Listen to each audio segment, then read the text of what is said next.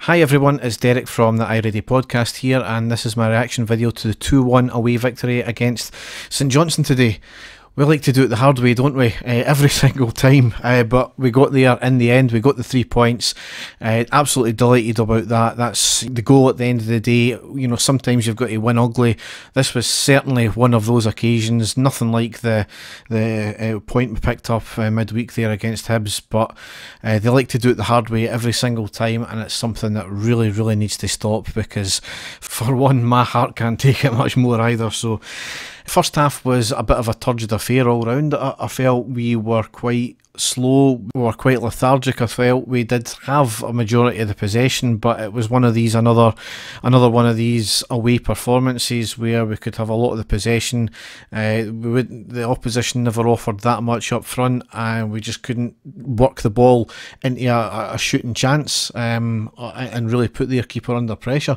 The final third was lacking, and once again it's this whole thing about having a creative player there. And what's more frustrating is that Hibs we allowed Hibs to play almost, and they kind of came out at us. They gave us a wee bit more space, and then after the first 20 minutes of that game, we went all guns blazing. We were all gung ho from there. Whereas this game, St Johnstone sat back a wee bit. They allowed us to play.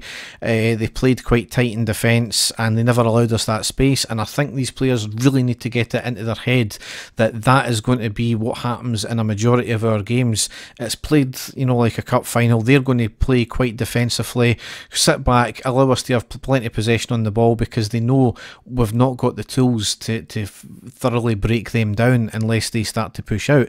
They can quite easily hit us on the break, and that's what they done on the 44th minute. That was largely the first real chance that anybody had, I think, in the game. There was a couple of half chances here and there, but neither keeper was really worked under any pressure. But really it was a long ball crossed from the right, headed by the St Johnstone player to the back post, where it finds another St Johnstone player, cuts it back and shoots it into the back of the net. Really poor defending. Again, long ball over the defence, but poor marking as well for that player just to be hanging about the back post. Drifted off his defender.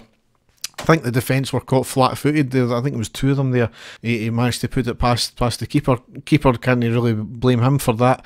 And, you know, dare I say it, it was in Lee Wallace's position now. Lee Wallace had came on the 40th minute, 4 minutes beforehand. So maybe a bit of match rustiness there, I don't know. But to be honest, our defence has been kind of shady for a lot of the season in terms of picking up men, especially picking up their marker, especially with long balls knocked over. So into half time again, as I said, it was a very flat performance, no urgency, had a decent amount of possession, but it was the usual performance we came to expect with no creativity.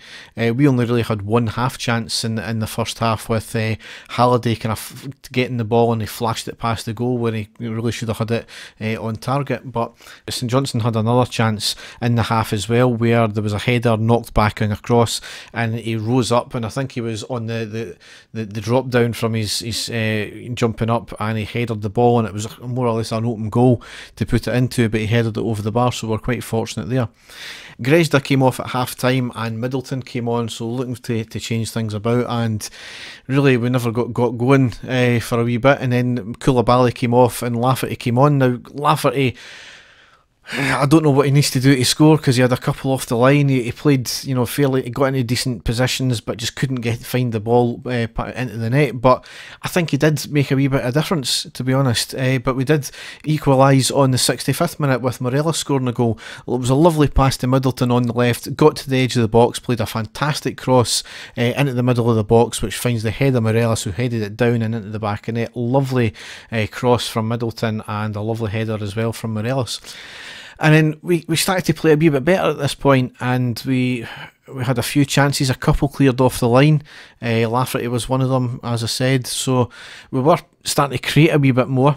I think St Johnstone, I don't think they actually pushed out, but they certainly started to crumble almost, and we were on the ascendancy for the rest of that half. And when we thought that the game was going to finish one each and another 2 points dropped, we managed to pop up with a goal with Morelos again in the 88th minute. Tavernier takes the ball, he got the ball headered by down to him on the right hand side.